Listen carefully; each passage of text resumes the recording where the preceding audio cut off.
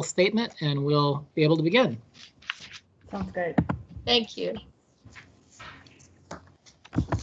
So the regular meeting of the Charter Commission's Public Safety Work Group for Tuesday, October 27th at 4:30 p.m. will now begin. Good afternoon. Welcome to this virtual meeting of the Charter Commission's Public Safety Work Group. This meeting includes the remote participation of members as authorized under Minnesota Statute Section 13.021 due to the declared local health pandemic. For the record, my name is Toni Newborn, and I am one of the co-chairs of the Charter Commission's Public Safety Work Group. I will now call this meeting to ask the clerk to call the roll so that we may verify the presence of a quorum. Commissioner Kozak. Here. Commissioner Perry. Here. Commissioner Sandberg. Here. Commissioner Schwarzkopf. Present. Commissioner Clegg. Here. Co-Chair Rubenstein. Here. Co-Chair Newborn. Here. There are 7 members present. Let the record reflect we have a quorum. We will now proceed to our agenda, a copy of which was posted for public access to the city's Legislative Information Management System, LIMS, which is available at lims.minneapolismn.gov. Now we will move to Commissioners. The agenda for the meeting today is before us. May I please have a motion to adopt the agenda? So moved, Sandberg. Is there a second? Schwarzkopf. Great. Commissioner Schwarzkopf. Is there any discussion before the clerk calls the roll? Seeing none, I'll ask the clerk to call the roll on the motion. Commissioner Kozak. Aye. Commissioner Perry. Aye. Commissioner Sandberg. Aye. Schwarzkopf. Aye. Commissioner Clegg. Aye. Co-Chair Rubenstein. Aye. Co-Chair Newborn. Aye. There are 7 ayes. Great. That motion passes and the agenda is now adopted. We will move on to the agenda. Item 1 on the agenda is the chair's report. Chair Rubenstein, do we have any updates for the committee? Only one, Commissioner Newborn, and that is we received a proposed substitute amendment today from Commissioner Abbott. I don't think we'll be discussing it today, but we will be discussing it next week. Okay, great. Thank you so much, Chair Rubenstein. And thank you, Commissioner Abbott, for submitting your substitute amendment. Now moving on to item 2 on the agenda is our interview with the Race and Equity team. Joy Marsh Stevenson is here with her colleague, and we will move on to the interview and asking questions. So I believe that you all were provided with the questions beforehand, and officially welcome Joy and her team. Are you all on? Yes, Okay. we're here. Perfect. And tell me the name of your colleague. I apologize. Hello, it's Nick Campbell. Yes. Hi, Nick. Hello. I can see you now. Yes. Great to have both of you all here, and we appreciate the time that you've taken. You did receive the questions in advance. Is that correct? Yes. Okay, perfect. So we're not going to go off script. So we will be asking you those questions pretty much word for word. Some of our commissioners may have questions, and we encourage the commissioners to put their questions in the chat. If you need us to clarify anything, please, as we go along, please let us know. Okay. So I'll start with the first question, and we'll kind of start broad and then move into some level of specifics. Describe the work that your office performs. Sure. So generally speaking, the Division of Race and Equity focuses on 2 kind of streams of work. One of them is around capacity building, both for city staff and for residents. Minneapolis around structural racism, on racial trauma. We work on both racial equity and transgender equity. And so we cover a broad spectrum of capacity building that touches on either of those really large categories. Some of that looks like actual face-to-face, well, in the virtual world, training for folks. We create some collaboration spaces for folks to come together and either share best practices or build communities of support for one another. We also, within the realm of capacity building, support external organizations who are doing work in community, particularly in the areas of trauma and resilience. And so that can cover a wide range of services that community-based organizations are providing, be they either licensed mental and behavioral health providers or people who work in more cultural or traditional based programming or services. So that's kind of broadly what we call capacity building. And parallel to that, we also do a lot of policy-based work. And so we support all of our city departments and our elected officials as they're looking to either create new policy or to update existing policy and ensuring that the policy will lead us towards more equitable outcomes for our Black, Indigenous, and people of color in the city, as well as our transgender and gender nonconforming residents. Great, thank you for that. Our next question, and Nicholas, do you have anything that you want to add to it? Oh, you're on mute. No, I don't. Okay, perfect. And moving on to the next question. Describe in detail how your office and the work that you just described and the work that you do partners and works with the mayor's office, city attorney, public health, and Minneapolis Police Department. Certainly. So in all of those instances, I would say, particularly for the city attorney's office, the mayor's office, for any of our city departments, be they charter departments or departments within the city coordinator's office, we will work typically as requested generally for types of support. Sometimes our office is named specifically in resolutions or other actions that council, like staff directions that council may pass. And so it calls for us to be part of working groups or other types of cross-departmental collaborative teams, either to develop new policy or to make other forms of recommendations. We do also create tools that are used across the enterprise to help staff think critically about the impact of their work, the policies that they're a part of implementing or practices that they may have in their departments, and ensuring that the outcomes of the implementation of those policies or practices contribute towards more equitable outcomes. So I would categorize the police department and the city attorney's office broadly, along with other city departments within that category of how we interface with all city departments. As it relates to the mayor's office, we would, just like any other elected official's office, we are called in from time to time to collaborate on different types of initiatives that they may have underway where they feel like it's important to have us participating. So for example, last year with the mayor's office, we played a pretty active role with them in supporting the development of the mayor's Black Business Week, and so helped there in doing some organizing and planning for that effort, as well as collaborating with the mayor's office, Ward 4, and other city departments like CPED and the city attorney's office in supporting the Upper Harbor Terminal collaborative planning committee. So that's the types of things that we might do with an elected official, and it's typically as requested. We're invited to come and join with them in some way. Got it. Thank you for that explanation. The third question that I have is, I'm pulling them up. I'm toggling between two different screens right now.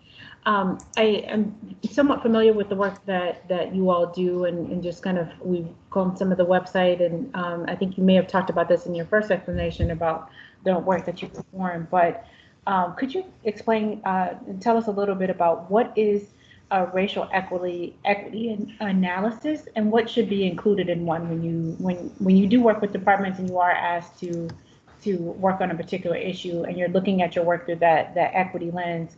what type of analysis, what is involved in a racial equity analysis? I can take that to start off.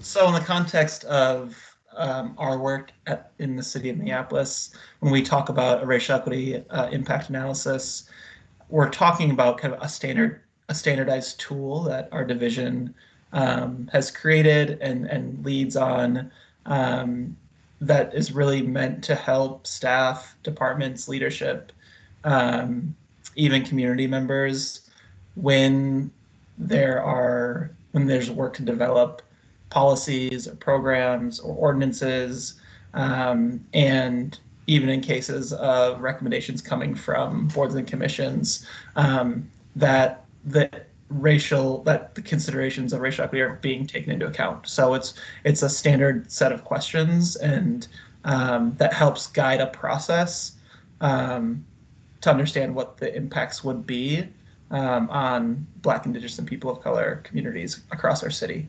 And so in terms of what's included in one, I think we sent over, like, generally, it just looks like a form, right? A form with specific types of questions. A lot of those questions are getting at two critical pieces. One, are you including, as you're thinking about how various policies or programs or operations might impact residents, are you looking at racially disaggregated data when you're doing that analysis? Are you looking at whatever might be available, whether that's program-specific data that's broken down by race, or geographic data, more population-level data that's broken down by race? Is that being included in the development of a policy, for example? And then the second piece is, once it's identified who would be most impacted by whatever action is being developed, are you including those most impacted in the process? So broadly, it's labeled as community engagement, right? But that it can look a lot of different ways. And it's saying, how are you engaging residents, those who'd be impacted, in developing whatever it is you're developing.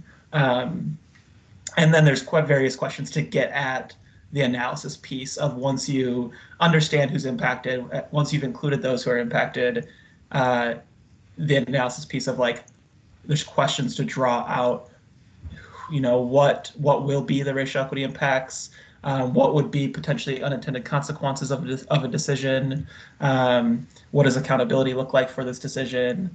So there's a little bit of, like, some evaluation piece built in as well.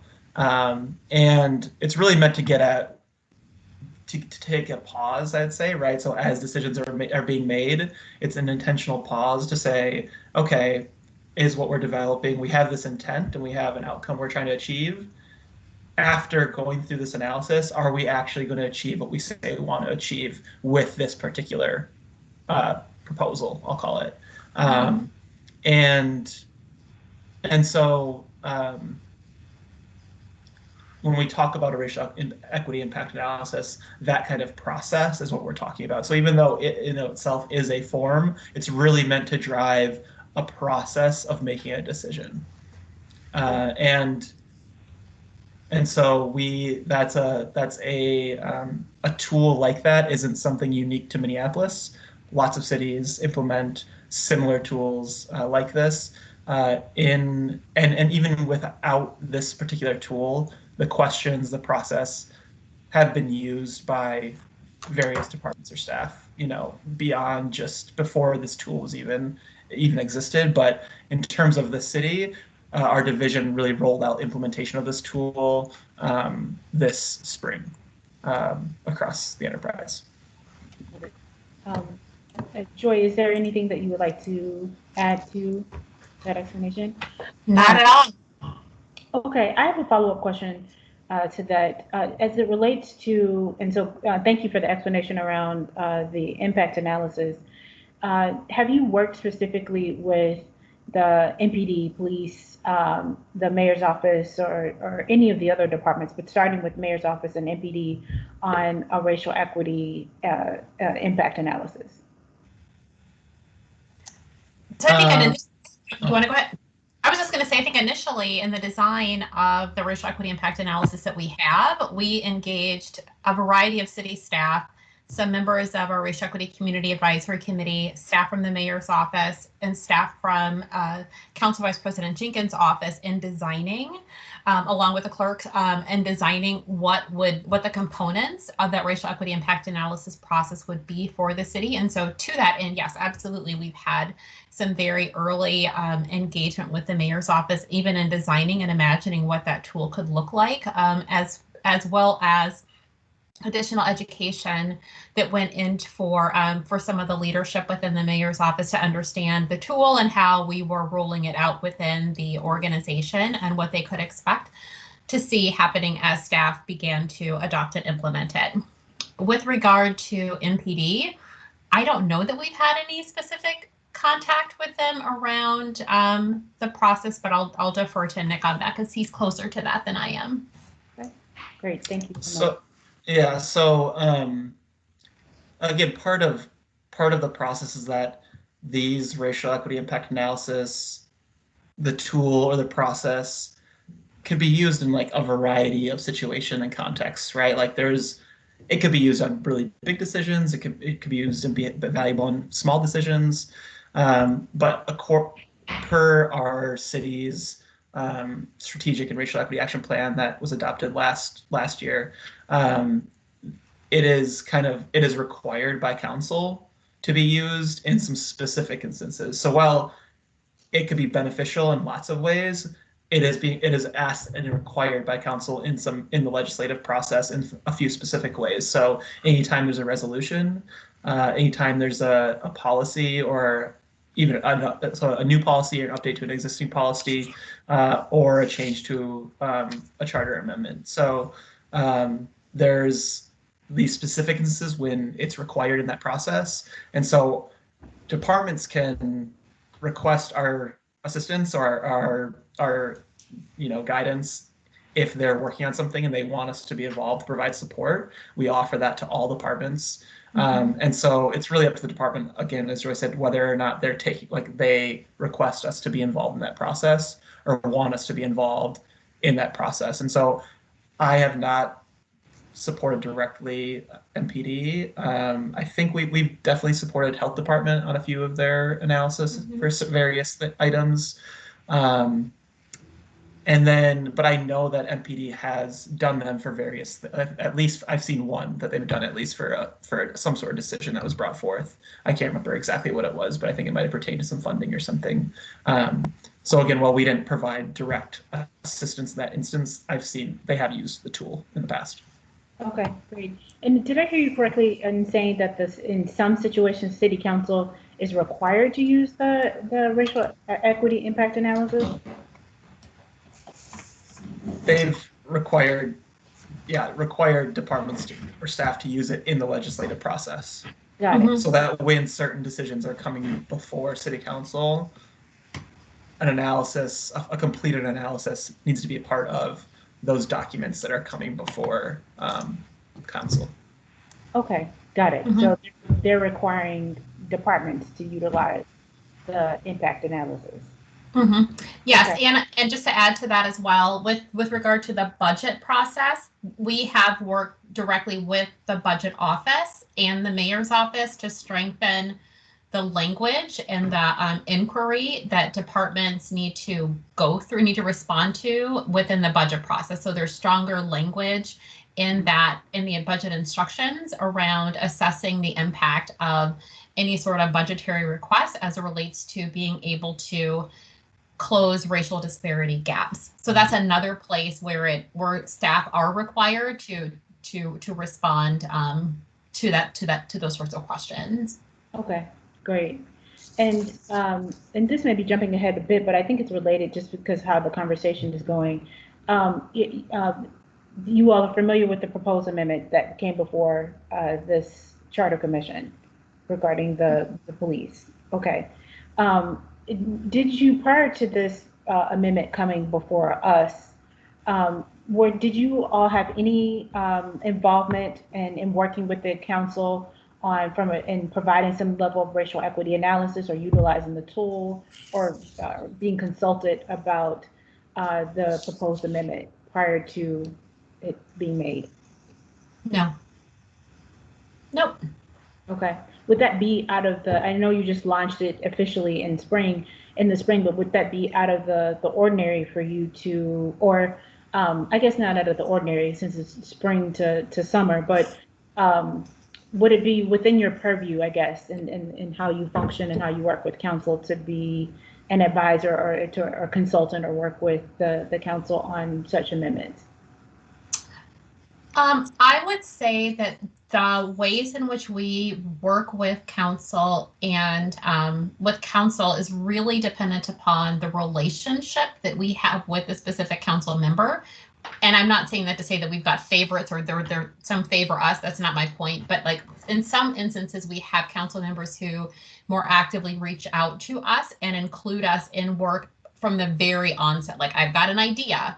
And from ideation, I want to make sure the race and equity as a division is at the table. And so I would put someone like a Council Vice President Jenkins at that end of the spectrum, not by herself, but that she's at that end of the spectrum. Whereas other council members will be generally supportive of the work as we bring it forward, but they may be less inclined to reach out to us directly and involve us in something.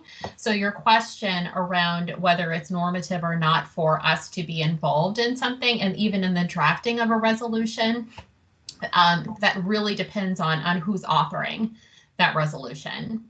Okay, great, thank you. Mm-hmm. And is it Nick or Nicholas? Which one do you prefer? Either's fine, but you can just say Nick. Yeah. Okay, Nick, did you have something that you wanted to add? I was just gonna say that there are, in those instances, again, because this is the first year that we've rolled out this tool and the requirement of this tool to be used.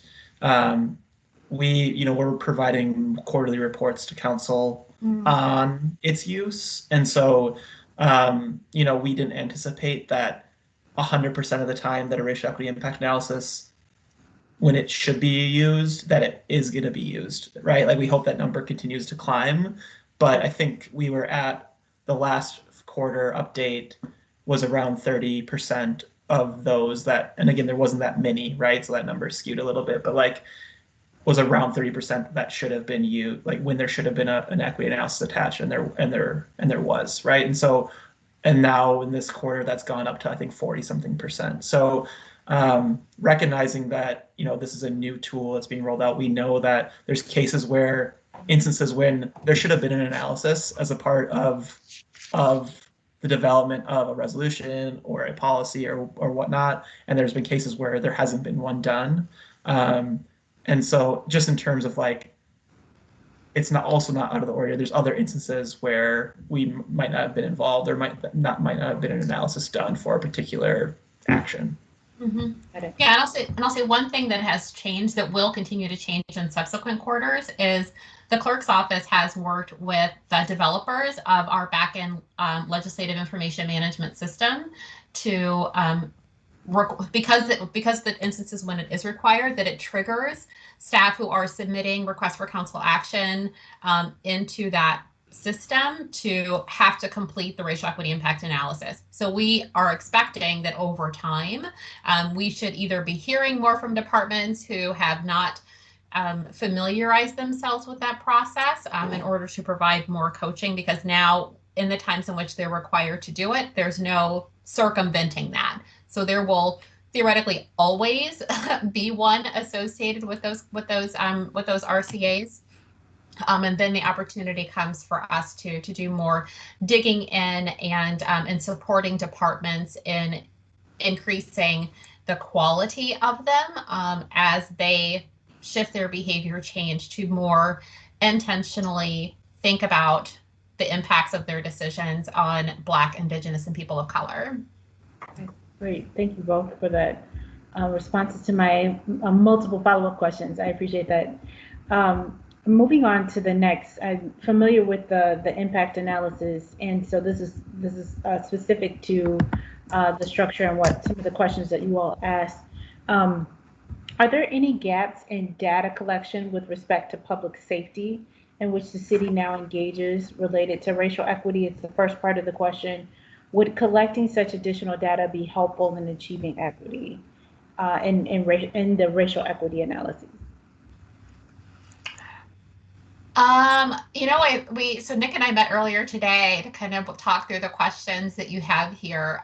Admittedly, I would say generally utilizing racially disaggregated data and allowing that to inform your decision making is always going to result in a better type of decision that you're making. It's going to be a much more informed decision and hopefully provide a much better opportunity for the decision makers to really fully understand the impact of whatever decision they're making on Black, Indigenous, and people of color.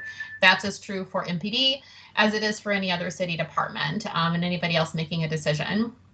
I am not close enough to the data collection that MPD does to say definitively one way or another what gaps might exist. I would say, generally speaking, within the city as a whole, we are continuing just across the board to really mature our utilization of racially disaggregated data.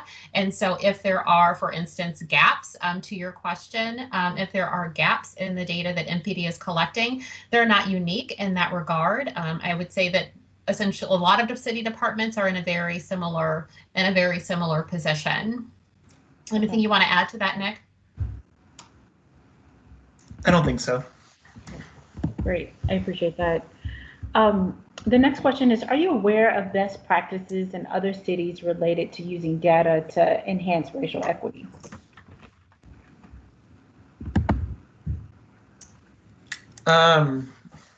So I think that one of the things that we hope to continue to build out is a more centralized hub of data that exists that can just make it more accessible to the rest of the city to access when completing their analysis, the racial equity impact analysis on various decisions.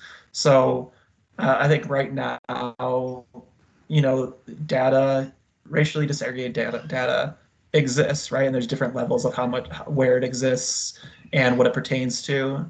And a lot of times there's data that would be useful for folks that they just don't know literally exists, whether that's city data or outside of the city or held somewhere else. And so I know that we've seen some other places and we are working towards building out a lot more resources around kind of creating a hub of racially disaggregated data to make it much more accessible to folks when they're looking at using an RIA in their decision making, and that they don't have to go down and hunt or get to the point where they're like, oh, it just doesn't exist, so I can't fill out this section, right? So that would be one, definitely one example that I know some other cities have been able to build out. Joy, do you have other thoughts? No, I mean, I don't. I mean, one of the benefits that we do have is that the city of Minneapolis is connected to a lot of other jurisdictions nationally who are building that internal infrastructure to think critically about race, both through our alliance with the Governmental Alliance on Race and Equity, or through PolicyLink or the National League of Cities. There are lots and lots of organizations who are doing work around this type of area and recognizing that there is an opportunity to have better access to racially disaggregated data. And so to add a bit to what Nick is saying, I feel hopeful that because of these relationships that we have locally and nationally, that our ability to move forward in providing that sort of a resource for staff, and I would say in addition to that, just the interest in city staff to have a resource like that sets us up pretty nicely to be able to at least begin to build upon that. It is a pretty significant bit of work to do, particularly because there are key areas that we look to be able to really be able to demonstrate progress in addressing disparities where we don't actually collect racially disaggregated data. So for example, one of our city priorities is around displacement for renters. And we don't really have solid mechanisms within our jurisdiction or within some related jurisdictions like the county to even track that type of data. And so it's a pretty big obstacle to overcome, but there's definitely an interest in being able to solve for that. I would also add just around thinking about what we classify as data. So not just thinking about quantitative data as as the standard, right? But knowing that there is really that qualitative data is super important, and it's sometimes more important to truly understand the impact of racial disparities on our residents. And so including quantitative or qualitative data in the process is just as important as any quantitative data that might exist that points to disparities. And so I think that's just another component is like really in cities. I think I'm thinking about cities that have supported and built infrastructure around gathering that data and really thinking about, not even just gathering, but thinking about it as data, right? So not, when we talk about community engagement as community engagement, well, really that's also gathering really important used to make decisions, right? And so that's one piece. And then also, I think another thing is as a city jurisdiction has lots of examples of going out and gathering that kind of gathering data from community engagement or from qualitative interviews or whatever it might be, having a place where that's accessible to across the city within the city enterprise in terms of not going out and asking the same things over and over. And so sometimes what can happen is that you have, in a particular project or initiative, you have folks who go and ask questions related to something and ask to gather qualitative data, but then that lives somewhere that's what might be siloed. And then 2 years later, another initiative comes up that's going out and asking the same exact things, even though there's might be a wealth of information, data that can be used in that decision making. Not that there shouldn't be more engagement or more efforts around that, but really knowing what you know already and starting with what you know before doing any sort of additional information gathering around a particular initiative or issue or challenge, I think would be another, I would say, best practice for cities. Great. I think I asked and you all answered the question number 6, and I'll just repeat it just for the public as well. Was your office consulted regarding the proposed council amendment on community safety? If so, what information did you all provide? Was it utilized? And if so, how was the information utilized?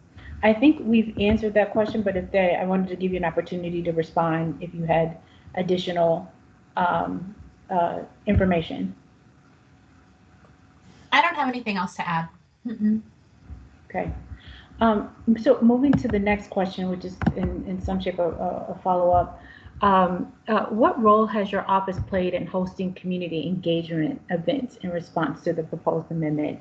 And the second question related to that is, do you have a sense of what the community wants as it relates to this issue of public safety?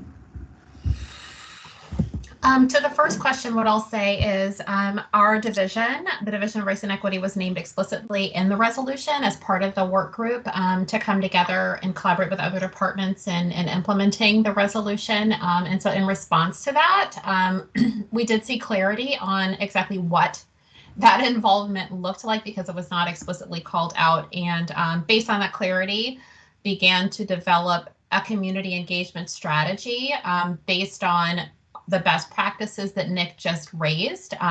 Public safety, community safety is not a new topic of engagement for the city. And so we wanted to make sure that anything that we did was informed by what we already know, and also recognizing that there is a myriad set of work that's happening both named inside of the resolution and other related work inside of the city that ties to community safety. And we wanted to make sure that whatever community engagement strategy was also informed by those efforts as well. So an understanding in our interpretation of the resolution that any sort of community engagement strategy was not just developed in-house, but was actually done in a collaborative effort with community who could help us shape what a community engagement strategy looked like.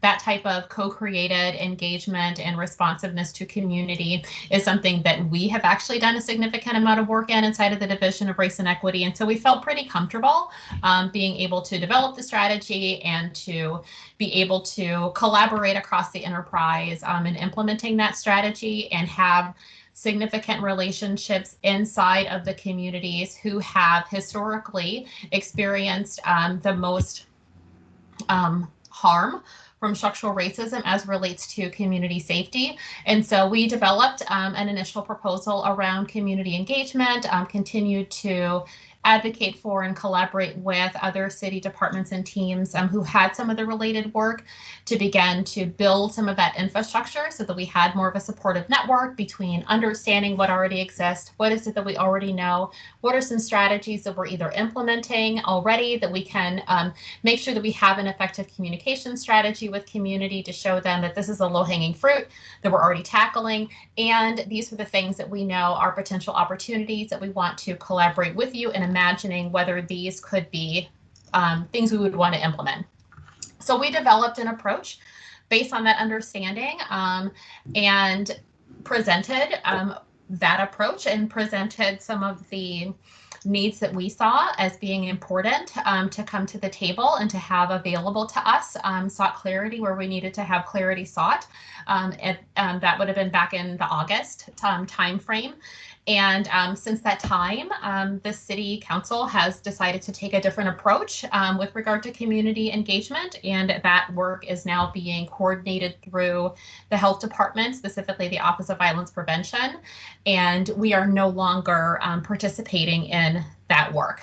As we have observed, a lot of the design for what is being utilized for community engagement is informed pretty heavily by some of the things we put forward, which is not to say that that we are necessarily the sole creators of these ideas. Again, these are best practices, and so we don't necessarily have any ownership around best practices, but a lot of those elements are reflected as we have observed them in some of the strategy that's being implemented as we understand it. However, we are no longer engaged in that work around community engagement as relates to implementing the resolution, and don't have an active role in implementing the resolution at this point. Okay, great. And I think, Casey, you have your hand raised. I apologize if I ignored it for the last 5 minutes. Is there something you wanted to add? Madam Chair, only to call attention to commissioners that, and I would ask Joy and Nick to speak to them. As they were speaking, it occurred to me that these might be things, they referenced the tools. So I wanted to share with you what those tools looks like. So I've added into the chat a copy of the race equity impact analysis tool that is used when it's submitted to council and council committees with requests for committee actions, or RCAs, and also a chart. Nick mentioned there are certain items that require the race equity impact analysis. There are also items that require a fiscal note, which is something separate. But the chart shows when either or both of those are required for certain types of agenda items, and then the actual tool that I think Nick referenced. And so if Nick, you or Joy want to speak further to that, you can, obviously. I just wanted to give them a visual look at that. And then without directing too much, hopefully, Joy, perhaps you would want to share, and I can add a link, unless you have, Nick. Tomorrow, the group will be presenting on the most recent update to the city's strategic race equity action plan. And that cuts across the enterprise in many ways. I know that's not specific to your task here, specific to the proposed amendment on community safety, but I think it is tangential in that this is a demonstration of the type of enterprise-wide, cross-cutting organizational work they do in partnership with all of our departments, including mine, and how that impacts the work of the city. So that report is going to the Policy and Government Oversight, POGO Committee, tomorrow at its meeting at 1:30. And I can add that link, and maybe Joy and Nick can take a few minutes just to speak to that as further example of the scope and impact that their work has on the enterprise. Thank you. Great, thank you so much, Casey. And Joy and Nick, feel free to respond to Casey's nudges, right, suggestions about what we should discuss. Sure. First, I also dropped a link in the chat to the work that Joy was referencing prior around the community safety efforts. There was a presentation given that our division was involved in first week of August. So I put the link to that presentation if folks are interested. And then, yeah, in regards to the Strategic and Racial Equity Action Plan update, I was going to mention that during the first question when Joy was responding, but as just an example, another example of our work working across kind of all those both departments that are named, but also across the city. So that effort started more than last year, but it was adopted last year, and it's a 4-year plan that sets, based on the city's various goals, it sets some strategic priorities to focus to develop some focused strategies around addressing racial disparities. And so the 7 priorities are, there's 3 policy priorities, so housing, public safety, and economic development. And then there's 4 internal kind of operating priorities around data, so using racially disparate data, which the impact analysis is a part of that priority, around community engagement, so using racially disparate data and impact analysis in appointed boards and commissions, using diversifying the city's spending with suppliers, specifically with professional and technical services, and then workforce retention. So those are kind of the 7 priorities, and then there was a bunch of work done to develop some metrics and some key kind of activities and vital projects to help the city achieve the goals laid out in that plan. And so the point of really the purpose of that plan was to get really specific around some really specific work that we can measure in those priorities. And so it wasn't meant to say that this is the most important thing within housing, for example, or this is the most important thing within public safety, but it's one specific thing that we're going to focus some very specific work and track metrics around to see if we can make progress and track progress towards it.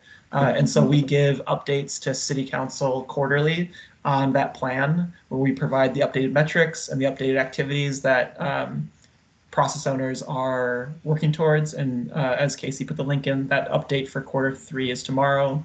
I can actually put the link for the last update in there too, if folks want to see what the Q2 update was like. And I think I was going to say something else, but I've lost it now.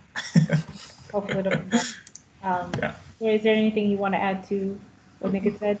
Okay, great. Thank you, Casey, for that, and thank you, Joy and Nick.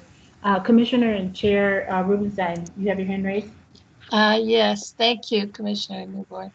I just wanted to make sure I understood what you were saying about your initial participation with the resolution. And as I understood it, I just want to make sure I heard it correctly.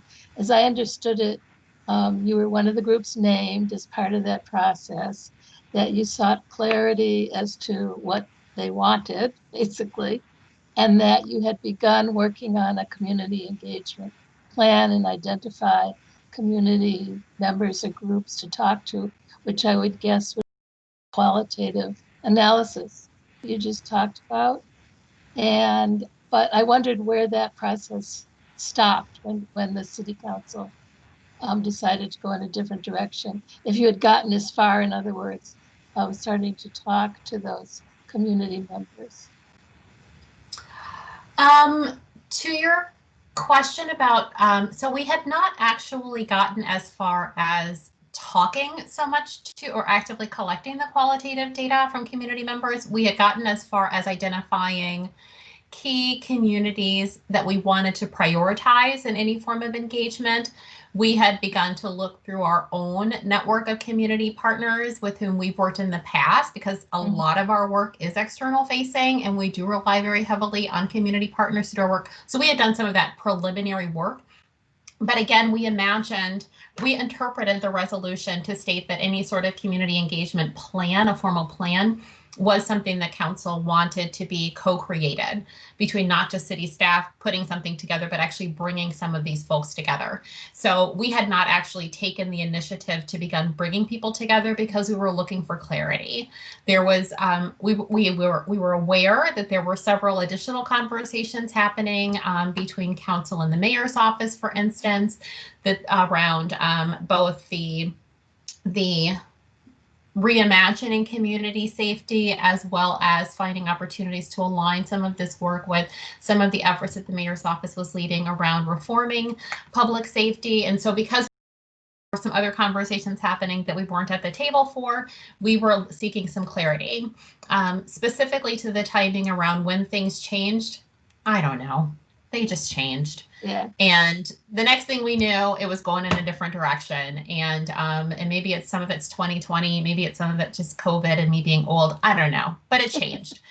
And it changed. And so because we fundamentally believe in the work first and foremost, if that's the direction, and the fact that we're all here at the service of our council and our mayor, if that's the direction that they choose to take in order to implement it, then we still hope that the outcomes are positive and that the people of Minneapolis are able to realize the sorts of opportunities that we have in front of us as it relates to really addressing some of the pains that we, particularly for those communities who have most been impacted by structural racism in policing, that they have the ability to benefit. That is our ardent hope. And if that happens without us at the table, but the outcome still gets there, then that's great. Thank you. That makes it much clearer. And it sounds like the work you did was, whatever happens with it, was invaluable. And I would say really inspiring. So Thank you. Well, thank you. I hope it's inspiring. Great. Thank you so much, Chair Rubenstein. I'll move to the next question here, which should be on our list, is question number 8. And it's somewhat of a follow-up to question number 7. What structure, and maybe you've already talked about this, and if you have, we can keep it moving, but what structure or process would you recommend as a way to determine community priorities related to police reform? It's the first part of the question. What about a process to mediate any conflicts among various community groups and public officials? That is, coming to mediated solutions if necessary, as an example. So my initial response to that question is, as far as structure or processes recommended to determine community priorities, really relates back to some of what Nick was stating earlier around taking the time to really understand what we already know. The community engagement around public safety is not a new topic for us by any stretch of the imagination. We have gone through several rounds of and continue to engage community, if it's through the 911 work group effort that's ongoing, through our comprehensive planning work, through engagement and work that happens through our Office of Police Conduct review. There are so many different places in which we are actually listening to community and capturing input from them as it relates to public safety. And so for me, I would say one of the primary steps that we should be taking as far as a structure and a process would be understanding what we've already heard and gaining some clarity around, based on what we've already heard, gaining clarity around what we actually, as inside of the city, have the opportunity to implement as far as either low-hanging fruit and even midterm and longer term solutions that we can implement. I would also say, similar to the second questions around processes to mediate any conflicts with various community groups, part of our thinking and our understanding of the resolution by engaging community partners in planning some of that community engagement and creating more of an inside-outside sort of governing or advisory approach to the work, created more of a space for us to develop some shared values and some shared vision of what the outcomes needed to be, so that we could actually take the racially disaggregated data to really understand what it is that was possible and really do that work of actively applying that critical racial equity analysis throughout the process, so that we could ultimately identify potential solutions that enable us to more concretely, from a data-driven perspective, really point to what it is that we actually are striving to accomplish. I find that certainly mediating solutions and addressing conflict, if we commit early on to making those decisions that are data driven with a shared set of values that we establish up front, then it helps us mitigate the opportunity for some of that conflict to arise, and it gives us a point to come back to and some degree of agreement upon what it is we're seeking to accomplish.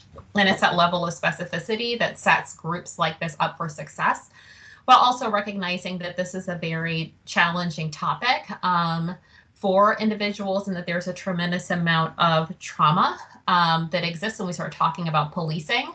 And so in addition to having shared goals and values stated upfront, committing early on to engage community with us actively in identifying and implementing solutions, and recognizing that this is a co-created process if we're going to get to the outcomes we desire, but then also investing the time and resource to do a lot of the healing and capacity building that residents and city staff, quite frankly, need to have in this area in order to be able to engage effectively. I mean, this is not the sort of topic that we would step into lightly, and certainly not, and we would be remiss to step into it without fully understanding just how broad a chasm there is between BIPOC communities and institutions like the city of Minneapolis that have public safety as part of our charge, that there's an enormous chasm compounded with COVID and everything else that comes with 2020 and anti-Blackness and anti-American Indian sentiment, all of that,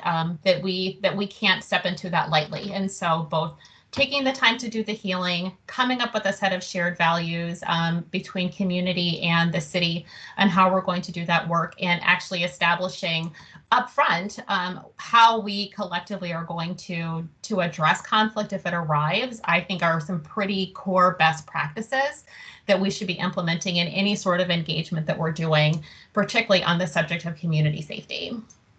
Anything you'd want to add to that, Nick? Okay, great. Thank you so much for that. It's helpful. Next question, are there other avenues of reform not yet explored by the City Council, in your opinion, the mayor or the police department, that you believe would increase the chances of success in achieving racial equity in police functions? We've not been involved as a division in the reform work that has been led through the mayor's office and MPD, so I cannot speak to what they have and have not explored. Okay. Moving to the next question. What information or work plans has your office provided to council to inform the proposed amendment? And I think we've answered that question. Is there anything that you want to add to that? Okay. Nope. Okay. Next question is, in your opinion, in your office, on behalf of your office, what outcomes would you like to see regarding the ethics in police and reimagine policing in the city of Minneapolis? I'd like to see lots of things. I feel like Minneapolis is under such a microscope right now worldwide, and we already enjoy a reputation of being pretty bleeding edge when it comes to racial equity work and racial equity policy. Yet, as we all know, we still suffer some of the starkest disparities, social and economic disparities for particularly our historically Black and American Indian residents, but also our BIPOC residents generally. So I believe we're at a time where we certainly have a significant amount of community and constituent support for something really transformational to happen. We have definitely an awakening that's happening locally and internationally around the pain of structural racism and anti-Blackness and anti-American Indian sentiment that, I mean, we just have such a ripe opportunity to do something really, really transformational here and to really be bold and and not become encumbered by how things have always been done and uplifting the status quo or being apologists for white fragility or any of that. Like, we have such an amazing opportunity in this moment to do something really, really bold. So my hope is that something really bold happens, something that we as an institution take the critical steps that we need to take in order to do that, and that we commit to also doing the work that we need to do around our own healing. There's a lot of work that we've started inside of Race and Equity to begin to deepen staff understanding around racial trauma and around building some of those communities. My hope is that this moment that we're in provides an even deeper commitment to doing that sort of work, because anything that comes of this effort is not going to result in some seismic change so that, 6 weeks from now, everything is totally different and everyone's loving one another and we've just, built all of this trust. Like, this is long-term investment work that we're doing. And my hope is that we maintain this energy and commitment to doing it even when it gets tough, and even when it gets tough for us to do that, and even when there are those who want to encourage us to step away because it's uncomfortable, because it's super uncomfortable. And my hope is that we lean in, and whatever comes of that, I'm really excited if it's progressive and it moves us forward, and it fundamentally shifts how we as a city center the voices of those who are most harmed by our policies and our practices, and changes the way in which we across the board think about engaging these communities in all of our work, not just around public safety, but in everything that we do. Great. Thank you so much, Joy, for that. And this is our last sort of scripted question that we have. I assume that you all are familiar with the Minnesota Department of Human Rights investigation. If the investigation results in some form of a consent decree, what terms would you like to see in such a decree? Oh, yeah. Spirit of full disclosure, we had a Google consent decree this morning. I mean, like, I've heard the term before, so I'm familiar, like, conceptually with what it is. Honestly, I don't personally feel close enough to the data or the solutions or the work around policing that the city has done in the past to have an informed response to the question of what should be inside of it. Again, I point back to the fact that we have heard from and continue to hear from residents around what it is that we can be doing differently as it relates to public safety. There is an enormous range of knowledge and information available to us nationally around policing and around policing best practices, be it within the form of reform, all the way to the form of reinvesting resources into community-based strategy. So there's an enormous plethora of information out there that can inform whatever comes of this, and some really bright and amazing staff people across our city enterprise who have been doing the very hard work of engaging residents in a meaningful way to hear from them, even now and historically around this work. So while I am not informed enough to speak to what should specifically be inside of a consent decree, I know that there are a ton of folks inside of the city who are on a regular basis engaging around this topic and have an enormous amount of data specifically from those communities who are most impacted. And my hope is that whatever's in the consent decree is a part of that. And based on who I know inside of our city, who's leading that work, and our Civil Rights Department in particular, I have every confidence that that is what will happen. Okay. Great. So like I said, we reached the end of our sort of prepared questions that we provided to you all. I would like to invite the other commissioners to either raise your hand or indicate in the chat, and we can call on you if you have additional questions. And I know we have our city attorneys on this call as well. If there's any additional information that you can provide related to the meaning of a consent decree, just for everyone's knowledge and awareness of what that could look like in this space, I invite you to add your I would say 2 cents, but it's more like 50 cents to this discussion. So first, I'll start with the commissioners who are are on. If you have additional questions, feel free to raise your hand. It's a quiet group. Carol, Assistant Attorney Bashoon, Carol Bashoon, I saw you go on video and then you disappeared. Is there is there something that you'd like to add related to kind of definition defining consent decree, just so that we're all on the same page?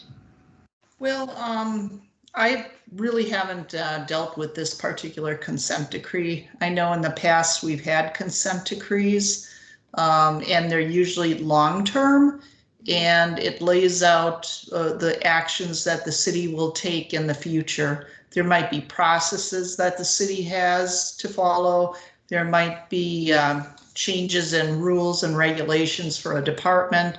And so I really haven't, I'm not one of the litigators that's involved in this particular case. I know a lot of the attorneys in my office are involved, and they are in somewhat, from last I heard, they're in somewhat of a discovery kind of phase where they're providing a lot of data to the Minnesota Department of Human Rights, and they're trying to figure out what the process is at this point.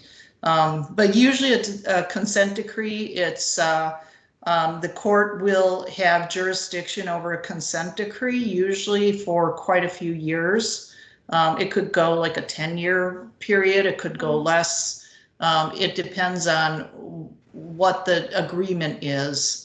And there's certain terms in there that the city is supposed to follow, that it agrees to follow. And, you know, it could be some major changes in how the police department does their work, or the processes that they use, or how they utilize their staff.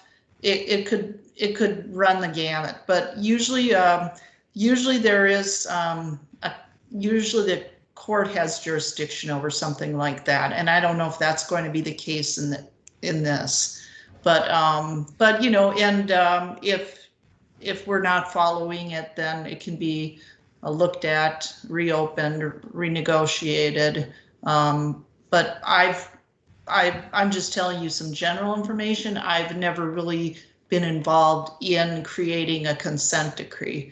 I know, I don't know if Peter Ginder was involved in anything like that in the past. I know we had a consent decree for many years, and then finally we no longer needed to be involved in that consent decree. So I don't know if he's willing to speak to that.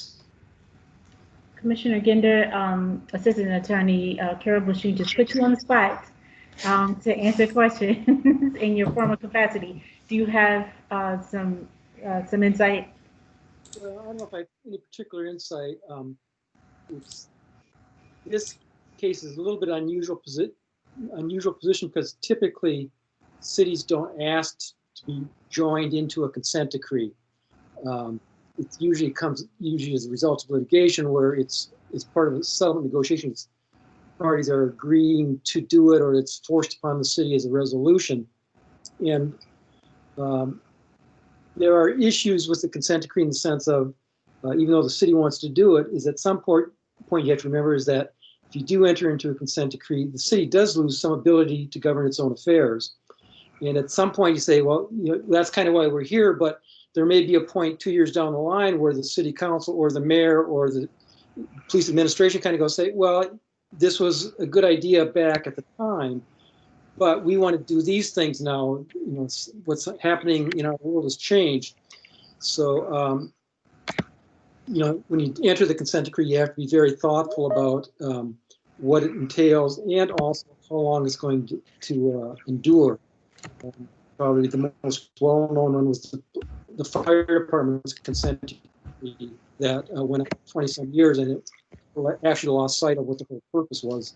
And so it's important to have an end date. But I don't have any particular insight into the current proposed between the Human Rights Department and the city. Great, thank you for that. Carol, do you have your hand raised? Did you want to add to any additional information, or was that just from the previous time? No, I think I accidentally, I'm going to lower my hand. Sorry about that. No worries. Chair Rubenstein. Thank you, Chair Newborn. I can just add a couple of things because I'm quite familiar with consent decrees with the city of Minneapolis because I was involved with one probably 20 or 30 years ago. And that involved, it was after litigation of a case involving women in the Public Works Department. And we came to a pretty detailed agreement regarding changes in practices in the department in terms of promotions, details, and other personnel kinds of issues. So the consent decree was basically an agreement that the court then incorporated in a court order that governed future personnel actions in the Public Works Department. The firefighters consent decree, and I think there was more than one, had to do, I think, mostly with hiring. It was a race-based litigation. So if that helps, then there it is. Great. Thank you so much, Chair Rubenstein. So I think we've gotten some really good information on consent decrees on this call, so we appreciate that. I just want to, again, see if and check in with our commissioners here on the call to see if they have any additional questions for our speakers here today. Okay, I don't see any in the chat and I don't see any hands raised. So Joy and Nicholas, or Nick, thank you so much for coming and spending a part of your evening with us and answering a lot of questions. We appreciate it. It's helpful to the work that this body, this committee, as well as the larger commission body is going to be doing related to the council amendment. So we appreciate you taking the time and energy and sharing some of your experience in the work that you do with us. And so we will move to the other points of our agenda here. And if you all need to log off, feel free to do so. We won't talk about you, we promise. But, Thank you. Thanks for having us. Yeah, thanks so much. Thank you. Thank you. And so I'd like to move to item 3 on which is the last item on the agenda, is discussion for next steps for the public safety work group. And Chair Rubenstein, I just wanted to check in with you to see if you had any additional next steps for us to discuss. I think we're coming to the end. As I mentioned at the beginning of our meeting, next week we will be considering Commissioner Abbott's substitute amendment. If anyone else has one to propose, now is the time. And we will be voting on our recommendation to be made to the full commission at our November 4th meeting. I also want to remind everyone that we are going to meet on Monday next week instead of Tuesday, because Tuesday is election day. And finally, after the full commission votes on our recommendation, then we will prepare a written report.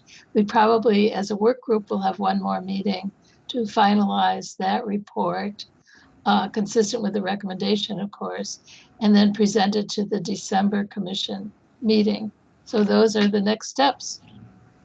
Thank Great. you, Chair Newborn. Thank you, Chair Rubenstein. Commissioner Perry, you have your hand raised. Yes, thank you, Madam Chair. I'm wondering if we can get a copy of the substitute motion. Is that in the minutes, or I mean the agenda? Madam Chair, it's Casey. I can speak to that. That came in today by email, and I just have not, I'm sorry, Commissioner Perry, have not had a moment to forward that on. It's my plan to, as soon as this meeting is over, email that out to all of you, and then we will attach it to the file in LIMS for public access as well. So just thank you, Mr. Carroll. So, Madam Chair, just to be clear, we're going to be addressing that at our next meeting on Monday? Yes, that is the plan. Okay, thanks. Sure. Thank you for your question. I believe Chair Clegg, you had your hand raised. I did, thank you. I will just give notice, or if you would like to take it now, I will propose an alternative substitute amendment. And that would just be to eliminate section 7.3 7.3C of the charter. 7.3C is the minimum funding and minimum staffing requirement for the police department. That is the totality of my proposed amendment. As far as I've learned, that specific provision is the only barrier to change that we are facing. And both the mayor and the city council agree that that provision should go. So I will either make the motion now and for discussion next week or make it next week, but I wanted you to know it was coming. Thank you. Great. Thank you so much, Chair Clegg. I guess, Chair Rubenstein, and the rest of the commissioners, do we want to discuss the motion now, or should we wait until Monday's meeting?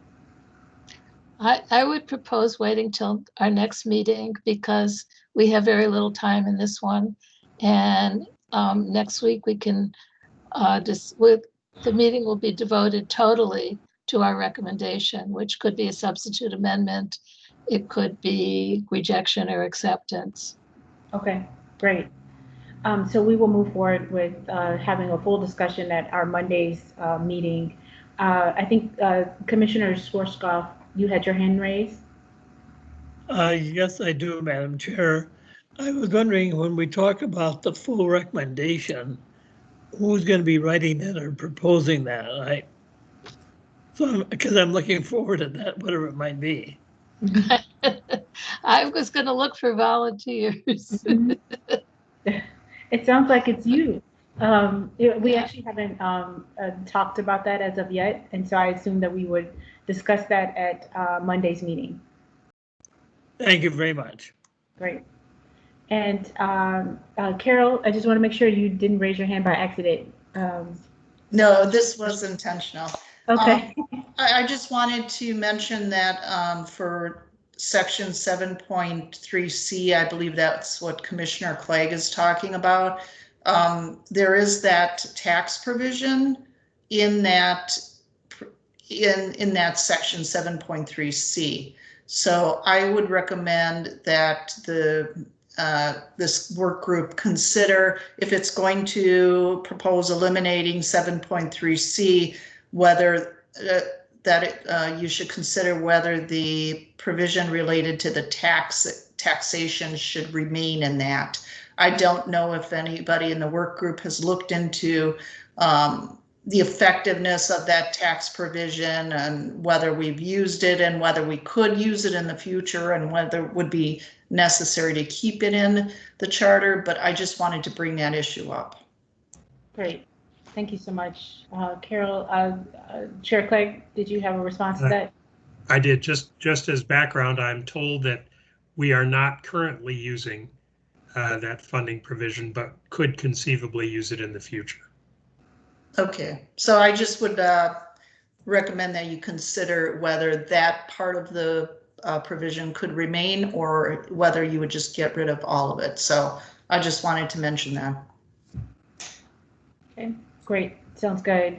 Any other questions regarding next steps? Okay, hearing none. Then with that, I think we've concluded all of our business that has come before this work group, and without objection, we stand adjourned. Thank you. Great. Thank you all. Have a good evening. Thank you, everybody. Great meeting. Thanks very much.